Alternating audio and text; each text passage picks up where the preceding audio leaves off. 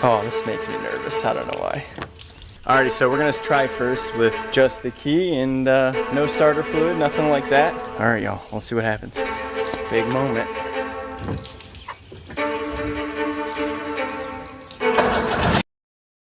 No way! No freaking way. Hey guys, really quickly before we get into the video, I want to let you guys know that the giveaway winner for the Carl's giveaway is Andrew S. Andrew, I'll be sending you an email, so check your email. Guys, if you want to do another giveaway, let me know in the comment section down below. Remember, if you want to save at Carl's, hit that link in the description. Let's get back into the video. We are getting right into the motor today. A lot of you guys essentially recommended that I do a compression test, that I do a spark plug test, that I change the impeller. So we're gonna go ahead and do all that stuff here today. I actually already started last night. Last night I got in here, I started pulling the lower unit off, and let me tell you, it is stubborn. There's way more to getting the lower unit off to get that impeller out than honestly makes sense. So basically I got all the bolts off except for one being in a really tricky place that I can't seem to get off. So underneath all the carburetors, essentially, there's a bolt that is all the way up in there. We gotta try and successfully get this bolt out of there and back in, which is gonna be super, super, super hard. They never make it easy on you. Working on cars, working on motors, it's just always a poop shoot, it seems like. So, I'll show you guys what I'm gonna do to figure this out. So at Harbor Freight, I found this extension T-bar. I'm gonna try and put a socket on here and get into this place, but I don't even know if it's gonna work, man. Like, I was really hoping that was gonna solve my issue, but I don't think it is. This is where doing this stuff gets kind of frustrating because there's 1,000 steps to do one simple thing. So basically, for me to get the lower unit off, I have to get the shift tab or the shift knob bolt removed, and it's just so buried in there that you can't get any tool in there. Even if I was able to get it out at this point, getting it back in would be disastrous. So when it comes to tackling something like this, you pretty much have no choice but to add more work for yourself. So I'm gonna have to take off all 6 carburetors. I kinda wanna just try to start it, but like, I don't wanna put gas through it and everything if for some reason I gotta go into here anyway. So I think we're gonna backtrack before we start it, even though this is more work for ourselves. Honestly, you know what?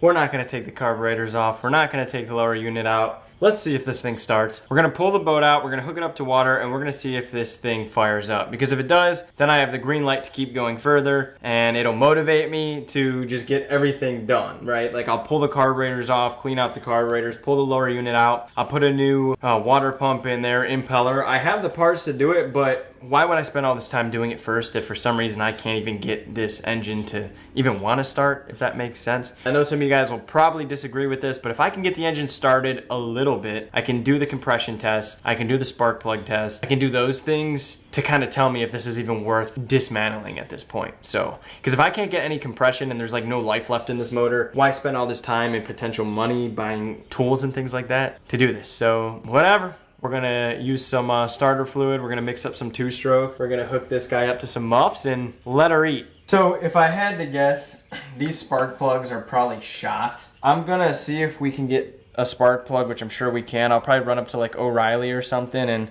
see if we can get 6 new spark plugs. I think we have a better bet just tossing a brand new spark plug in there and seeing what happens. I just don't think these are gonna fire. God knows how long these have been sitting in there. And these carburetors are probably so gummed up. I don't know, we'll see. I feel like it's gonna be one of those things where I put starter fluid in there and she wants to go, but as soon as it's out of starter fluid, it's like, all right, we're gonna pull all the spark plugs out just to see what we're working with, and I'm gonna go try and get 6 more.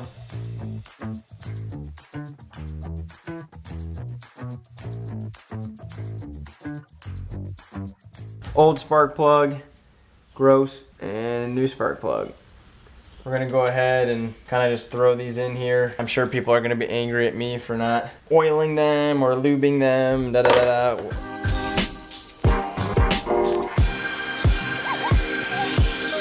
All right, spark plugs are in. I gotta get some of these bolts back in the lower unit because I probably shouldn't try to start this thing with half the lower unit unbolted. So I'm excited. Oh, this is something.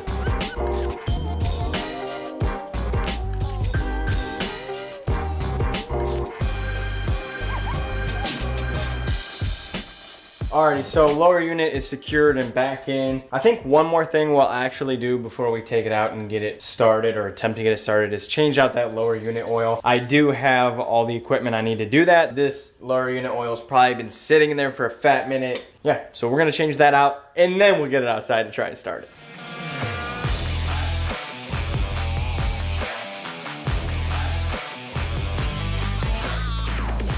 Alright guys, well that's finishing dripping. This is probably really bad. You guys let me know. Again, I don't know this stuff all that well. So first off, oil's not awful. I mean, is it new? No, but it wasn't like straight milk or anything like that, meaning like it didn't seem like there's a ton of water in there, or if any at all. What I'm more concerned about is this right here. If you guys could see, these are the bolts that hold the oil in. I'm assuming they're magnetic, and it looks like there's what, metal shavings on there? Is that what that is? It looks like it caught a bunch of metal shavings. So again, I'm gonna try and show that as close as I can, but it's very hard to tell, but seems to me like shavings of metal. So I'm no expert, but does that mean that the lower gearbox is just shaving away, or what causes that? I gotta do my research, but I'd be curious to know what you guys know. If this motor's poop, like whatever, we'll get a new one. Not a big deal. I'm gonna have to probably find a sponsor to help pay for it because I can't afford one right now, but we'll figure it out. We'll find a way to buy one. But yeah, what does that mean? So the last thing we need to do before we get this thing fired up is eliminate that VRO system. For those of you who don't know, VRO was essentially Evinrude's or Johnson's oil to gas ratio mixing component. So you would have a primer for gas, primer for oil. Together they mix 50-to-1 and they go directly into the engine. Apparently these things fail a ton, and literally anybody who's owned one of these pretty much said to eliminate it. So I already got the 2-stroke tank out. I clipped that off a couple of videos back because it was just annoying in itself. So we're gonna go ahead and just clip this off right here. This is the electronics that were going to the physical tank. They said there's a little orange wire that runs through this side of the engine that you just want to clip and get rid of. So I don't necessarily know 100% the right way to go about doing this, but what I think I'm going to do is, yeah, I'm just going to take it off. So hopefully I don't mess anything up here, but I'm just going with my gut on this one. Boom, VRO cable eliminated. Now we just gotta plug the hoses. Everybody just plugs them with bolts. I ordered rubber caps to like actually plug them the right way, but they haven't come in yet, so we're gonna run with bolts today.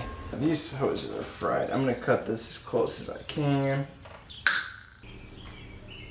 So I think I did that right. I watched a bunch of different videos on that. I'm gonna assume that's fine. I overrode the electrical, I overrode the primer. I don't know, leave me comments down below. A lot of you guys are gonna be like, oh bro, you destroyed the engine, you didn't override the VRO perfectly. It is what it is, guys. I'm doing all that I can. I'm not an expert, but I research a little bit before bed every night and then I give it a whirl. But I'm going to mix the gas in an external gas tank, and I'll show you guys what I'm gonna do there because I'm not hooking up the big gas tank, and I'll show you guys kind of the setup that I put together for that. So first things first, we gotta get the boat out of the garage.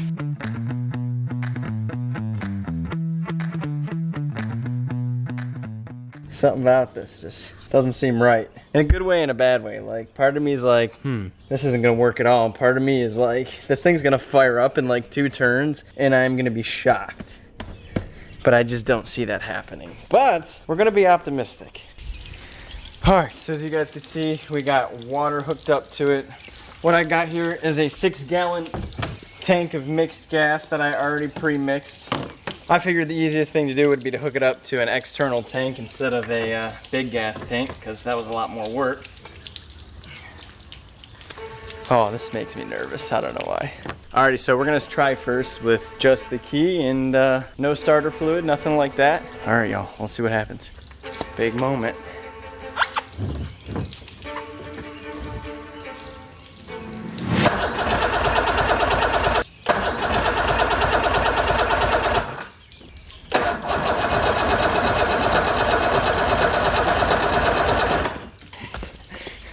All right, I think we're gonna try some starter fluid.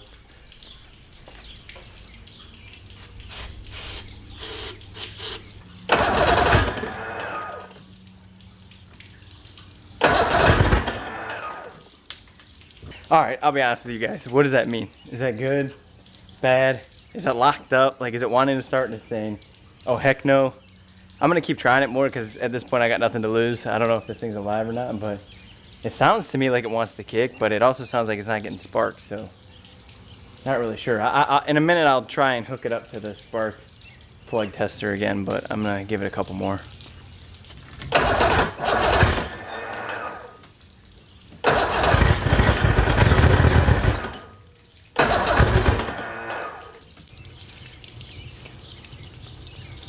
Okay, so we got this spark plug attached to it. Make sure it's on there. It's gotta be on there. And now this guy's supposed to light it up when I start it. See, this thing's clearly not lighting up. So either A, I'm doing this completely wrong, or B, this thing isn't getting sparked to the spark plugs whatsoever. So let me know what you guys think about that, because either this thing's broken or I'm doing it wrong. I don't know. I followed the video and that's how you do it as far as I know. Maybe I need to get one that goes in the spark plug socket. Yeah, I don't know. Kind of weird. So it sounds like it almost kicks and it's not getting gas to me, but it also sounds like maybe it's not getting the spark it needs to kick over. I really don't know. I'm going to be straight up honest with you guys. Let me know in the comment section. That's why I make these videos, because I don't know. I don't know engines enough. I'm learning. So the last thing I'm gonna try before I put it back away is to just override this fuel hose. A lot of times if gas isn't cycling through here, or if this hose is clogged, I'm assuming it's not getting gas to the engine, because although there is liquid in there, I don't know when I'm pumping. Either enough gas isn't getting through this hose and through to the engine. I don't know, maybe I need to bypass everything, but I also know that there's a chance that the carburetors are just so darn gunked up, it could be a lost cause anyways. Carburetors are the bread and butter, right? Like if your carburetor's gummed up, ain't nothing gonna start. We're gonna go ahead and try and bypass this. All right, well that worked. So as you guys can see here, I hooked my gas line directly up to this guy. So now when I pump it, we actually have liquid flowing through there. So long as it's making it down here into the engine, maybe we'll have better luck. I don't know. I'm just gonna send it to whatever. I'm already waiting to get like lit up in the comment section. This is just like trial and error. To me, guys, like some of this stuff seems harmless to me because the thing already doesn't work. So yeah, maybe if I knew a little bit more about stuff, I could be more successful, but sometimes the best way to learn is the hard way.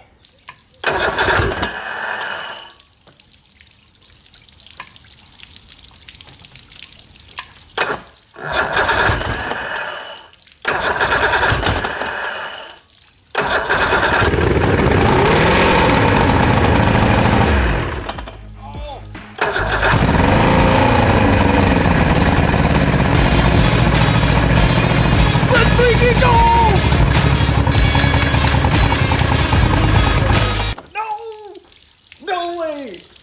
No freaking way. See, it's running out of gas. It's not getting enough gas, I'm telling you.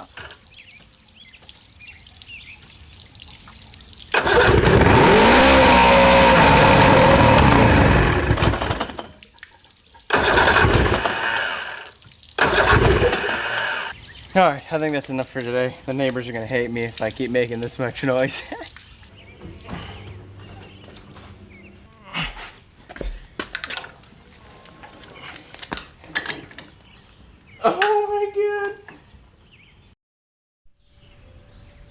This is my final theory. I'm thinking the carburetors are just super clogged. I'm thinking if I pull them out, get them cleaned up real good if they're gummed up. Some of you guys probably think they need to be completely redone, but I'm thinking new gas hoses, get that gas tank properly hooked up, clean up the carburetors, and I think she'll fire. I don't think every turn she'll fire, but I definitely think thing will run. I definitely do want to get this engine in the water, fired up, and take it for a rip at least one time. Even if we think we got to replace this thing, I think it would be cool to get out there and just rip her around, see how she works. And also, let me know what you guys think you want to see next. Should I start working on the interior? Should we get some C-deck? I don't know. What are we thinking? I think we might be getting C-deck. Other than that, all right. I think we're going to call it a day. Thank you guys so much for watching, and I'll see you in the next one.